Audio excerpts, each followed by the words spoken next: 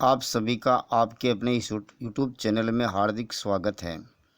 इस वीडियो को आप पूरा देखना, बीच में स्किप मत करना, वरना आप बहुत बड़ी गलती कर जाओगे। मेरे विद्यार्थियों, मेरे प्यारे स्टूडेंट्स, जो आपके 17 मई 2022 को संस्कृत का जो बोर्ड पेपर है उसमें कौन कौन से प्रश्न आएंगे, किस प्रकार का आपका पेपर होगा, उसकी संपूर्ण जानकारी फटाफट यहाँ से प्राप्त कर लो। पूरा वीडियो को अंत तक देखो और चैनल को सब्सक्राइब कर लो। मैं आपके संस्कृत से संबंधित महत्वपूर्ण प्रश्न, निबंध, लेखन, प्रार्थना पत्र आदि सब कुछ के वीडियो लेकर के आ रहा हूँ। इसलिए आपके जो बचे कुछ दिन है, इन दिन का अच्छी तरह से इस्तेमाल करके आप संस्कृत में A+ ग्रेड ला सकते हैं। तो चलिए वीडियो शुरू करते हैं कि आपके पेपर में कौन कौन से प्रश्न आएंगे, कहाँ से आएंगे, उन सब की मैं चर्चा कर रहा हूँ। तो देखिए मेरे प्यारे विद्यार्थियों, कुछ नोटिफिकेशन है, इसके आप अच्छी तरह से जानकारी प्राप्त कर लें कि कौन कौन से प्रश्न आपके पूछे जाएंगे। संपूर्ण जानकारी आप प्राप्त करके संस्कृत में A+ ग्रेड प्राप्त कर सकते हैं।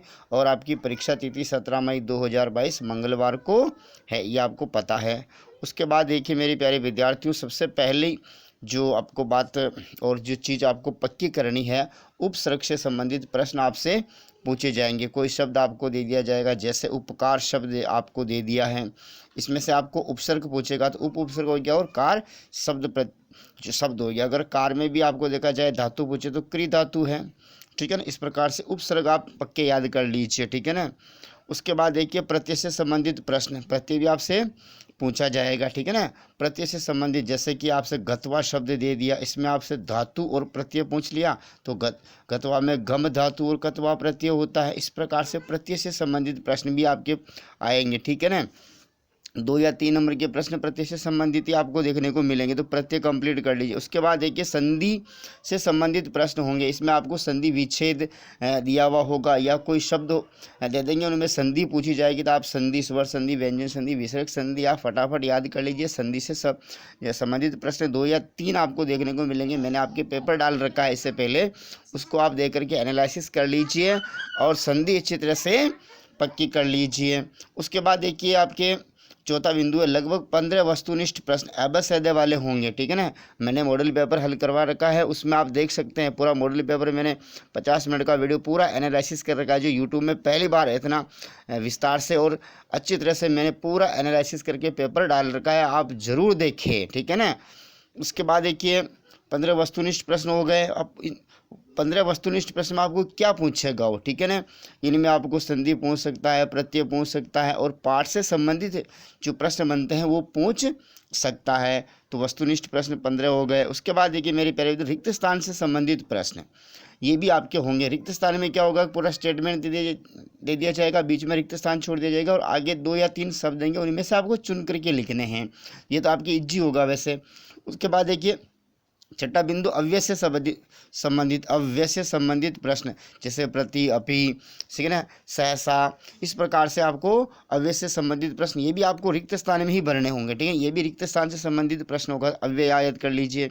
उसके बाद देखिए धातु से संबंधित प्रश्न, वेरी इंपॉर्टेंट। धातु जैसे पट धातु, पिब धातु, चल धातु, ठीक है ना, दा धातु, तो धातु से संबंधित प्रश्न पूछे जाएंगे। धातु से संबंधित प्रश्न कैसे होंगे, जैसे आपको पटति शब्द दे दिया तो अब आपसे पूछेगा पटति में शब्द में धातु कौन सा है, तो पट धातु है। अब लकार पूछेगा, इससे आपको लकार कौन सा है, तो लकार है, जैसे लट लकार है, ठीक है, ऐसे लकार पूछ सकता है। उसके बाद इससे आपको पूछेगा कि ये जो एक वचन है कि द्विवचन है, ये शब्द एक वचन यानी ये वचन पूछ सकता है इनसे आपको, ठीक है ना। इससे आपको पुरुष पूछ सकता है, इसमें पुरुष होता है ना, प्रथम पुरुष, मध्यम पुरुष, उत्तम पुरुष, पुरुष पूछ सकता है। इस प्रकार से धातु से संबंधित प्रश्न आपसे पूछे जाएंगे। उसके बाद देखिए 8वां प्रश्न, शब्द रूप से संबंधित प्रश्न होंगे, बिल्कुल होंगे। तो आपको जैसे राम शब्द के लिए मैंने एक वीडियो अपलोड कर दिया, उससे संबंधित किस प्रकार से शब्द रूप याद करते, तो आप राम शब्द को आधार मान करके बहुत सारे शब्द रूप याद कर सकते हो। और इसके अलावा मैंने शब्द रूप याद करने की ट्रिक बता की वीडियो अपलोड कर रखा है, इस यूट्यूब चैनल पर सर्च करो, ठीक है ना, मिल जाएगा। RS साइंस क्लासेज यूट्यूब के ऊपर हर प्रकार की वीडियो उपलब्ध है। तो शब्द रूप में जैसे आपको कैसे पूछेगा वो आपको जैसे एक शब्द दे देगा, माना कि रामई शब्द दे दिया, तो अब रामई शब्द में आपको वो वचन पूछ सकता है कि ये कौन से वचन का, आपको विभक्ति पूछ सकता है और आपको लिंग पूछ सकता है कि राम शब्द जो स्त्रीलिंग है, पुल्लिंग है, ठीक। इस प्रकार से शब्द रूप से संबंधित प्रश्न भी आपसे पूछे जाएंगे। उसके बाद देखिए 9वां, भारतीय अंकों को संस्कृत में लिखने से संबंधित प्रश्न होगा। जैसे कि इस प्रकार से ये भारतीय अंक लिख दिए, ये 6 है और ये तो भारतीय अंकों की पहचान आपको करना आना चाहिए। 6 1 61 होते हैं, ठीक है। तो इस प्रकार से जो भारतीय अंकों संस्कृत में लिखने वाली जो 100 तक की गिनती है उसको आप फटाफट याद कर लीजिए। उसके बाद देखिए संधि से संबंधित प्रश्न, इसके ऊपर चर्चा कर ली। हाँ, 11वें जो प्रश्न है सत्य असत्य वाले प्रश्न, सत्य के लिए आपको आम लिखना, ठीक है, और असत्य के लिए आपको न लिखना। आपको 4-5 स्टेटमेंट दिए जाएंगे और उनमें से आपसे पूछेंगे कि भाई जो कथन सही है उसके आगे आम लिखिए और जो कथन असत्य है उनके आगे न लिखिए। तो इस प्रकार से प्रश्न पूछे जाएंगे। तो सत्य असत्य वाले जितने भी प्रश्न है पाठों में सभी को अच्छी तरह से देख लो। हाँ, ये देखो वेरी इंपॉर्टेंट, आपके अच्छे नंबर लाने के लिए ये चीज़ें बहुत महत्वपूर्ण है। 2 श्लोक आपको लिखने हैं जो पेपर में नहीं आए, तो आपके पार्ट 1 से, ठीक है ना, जो सारे श्लोक याद कर लो, ठीक है ना। आपने याद कर रहेंगे वो सारे नहीं है तो कम से कम 4 श्लोक तो याद कर लो, तो 4 श्लोक याद करना अनिवार्य है। उसके बाद देखिए 2 श्लोक के अर्थ लिखने हैं, तो सभी श्लोकों के अर्थ याद कर लेना, ठीक है। उसके बाद देखिए घटनाक्रम के अनुसार वाक्यों को व्यवस्थित करना। हाँ, देखो आपके कोई भी पार्ट है, जैसे आपके वो बिले से वाणी, ठीक है ना, बिल की वाणी मैंने कभी नहीं सुनी, उस पार्ट से आपको कोई दे दिया, ठीक है ना, वो कांटे से कटा निकल जाता है, उस पार्ट से आपको स्टेटमेंट दे दिए जाएंगे और आपको कहेंगे कि भाई इन स्टेटमेंट जो कथन है इनको घटनाक्रम के अनुसार व्यवस्थित करो, ठीक है ना। जैसे कि भूखा शेर इधर उधर घूम रहा था, फिर उसने गुफा देखी, ठीक है ना, गुफा के अंदर चला गया, फिर श्रृगाल आया। तो इस प्रकार उठ पटांग वाक्य दे दी जाएंगे, व्यवस्थित करना आपको। तो पाठ सार आपको याद होने पर आप इन वाक्यों को अच्छी तरह से कर सकते हो, ठीक है ना। उसके बाद देखिए 15वां, एक गद्यांश देकर के उनसे संबंधित प्रश्न पूछे जाएंगे। इनमें गद्यांश का शीर्षक और गद्यांश से संबंधित प्रश्न होंगे, ये तो आप कर सकते हैं, इसमें आप माहिर है वैसे। उसके बाद देखिए 16वां बिंदु, आपसे संस्कृत के पाठ में से किसी एक पाठ या 2 पाठ आपको कथा का सार लिखा जाएगा। 1 या 2 पाठ से देखो आपको एक प्रश्न ऐसा आएगा जिनमें से आपको ये और अथवा में होंगे 2 पार्ट, जैसे आपकी बिल वाला है वो कांटे से काटा निकल जाता है, इस प्रकार से आपको 2 दिए दिया। तो या तो आप बिल वाले पार्ट का, ठीक है ना, और या वो कांटे वाले 2 पार्ट में से किसी एक पार्ट का आपको क्या लिखना है, संक्षिप्त में पाठ सार लिखना है। तो पाठ सार आपको सभी पाठों के जो कथा वाले हैं, ठीक है ना, वो निबंध वाले, इन पाठों के आपको पाठ सार याद कर लेना है। उसके बाद देखिए 17वां बिंदु, रेखांकित पदों से आपसे प्रश्न निर्माण करवाए जाएंगे। रेखांकित पदों से प्रश्न निर्माण करवाए जाएंगे। तो प्रश्न निर्माण वाले जितने भी प्रश्न हैं आपके पाठों में उनको याद कर लीजिए, देख लीजिए, ठीक है। सर्वनाम शब्दों का प्रयोग किस प्रकार से किया जाता है। 18वां प्रश्न, आपको एक मंजूषा दे दी जाएगी, ठीक है ना, मंजूषा, और उस मंजूषा के आधार पर आपको संस्कृत में वाक्य लिखने हैं, ठीक है ना।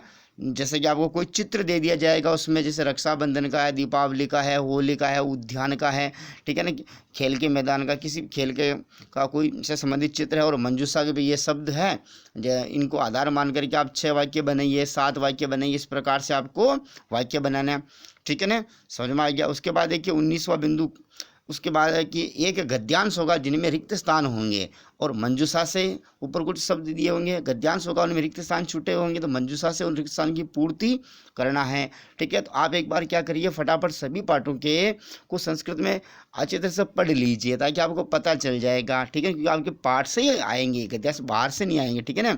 उसके बाद 20वां, कोई आपको एक प्रार्थना पत्र लिखना है, ठीक है ना, शुल्क मुक्ति वाला हो सकता है, बीमारी वाला हो सकता है, कोई पुस्तक इश्यू करानी उससे संबंधित हो सकता है, आपकी बहन की शादी का वाला हो सकता है, अर्जेंट वर्क वाला प्रार्थना पत्र आपको संस्कृत में लिखना। और शायद मेरे हिसाब से आपको एक प्रार्थना पत्र का फॉर्मेट दे दिया, उसमें रिक्त स्थान छोड़ देंगे और फिर आपको मंजूषा के आधार पर उस प्रार्थना पत्र में वो भरवा सकते हैं।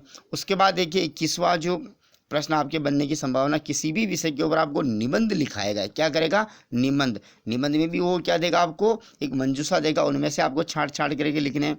अब इस 22वां देखिए, पाठ के नंबर याद करने। देखो पहला पाठ कौन सा है, दूसरा पाठ का नाम क्या है, सभी पाठों के नंबर याद करना, इससे संबंधित भी आपके प्रश्न बन सकते हैं, ठीक है ना, समझ में आई ना।